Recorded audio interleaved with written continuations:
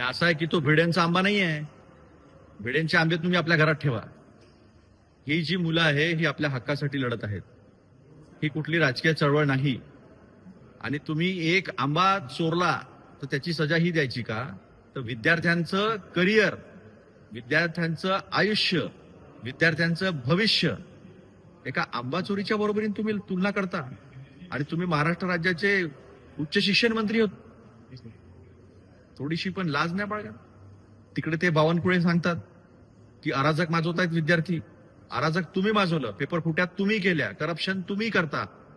शिक्षणावरचं budget 4.6% 2.5% आणणारे तुम्ही.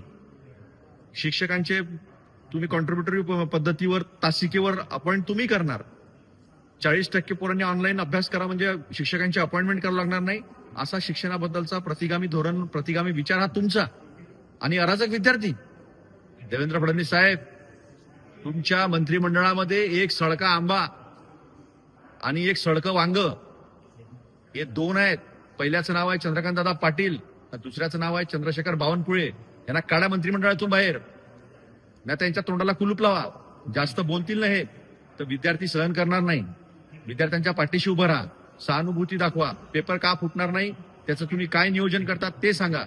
हे सांगण्याच्या ऐवजी तुम्ही एक आंबा चोरीशी एवढ्या मोठ्या घटनेची जर तुलना करत असाल तर याचा अर्थ तुम्ही फक्त धुळफेक करत आहात विद्यार्थ्यांच्या डोळ्यामध्ये. आंदोलनाला संपवण्यासाठी तुम्ही खोटं बोलता आहात. तुम्ही ते पाप केलेलं आहे ज्याची कधी माफी नाही होऊ शकत. 2024 मध्ये ज्यांनी पेपर फोडला त्यातले 2 लोक आज उत्तर प्रदेशमधले हे बीजेपीचे आमदार आहेत. आणि एक व्यक्ती त्याला चार्जशीट डिले करून पहिले बेल मिळवून दिली आणि त्याला परवा तुम्ही डिस्चार्ज करता, क्लोजर रिपोर्ट टाकता सीबीआय आणि निर्दोष मुक्तता करता त्याची तुम्ही. इतकं नालायक सरकार आणि इतकं असंवेदनशील सरकार जे आहे विद्यार्थ्यांच्या प्रती आम्ही कधीही पाहिलं नाही. त्यामुळे विनंती आहे देवेंद्र फडणवीस साहेब, तुमच्या मंत्रिमंडळातला हा सडका आंबा आणि ते सडलं वांग ते बाहेर काढा मंत्रिमंडळाच्या.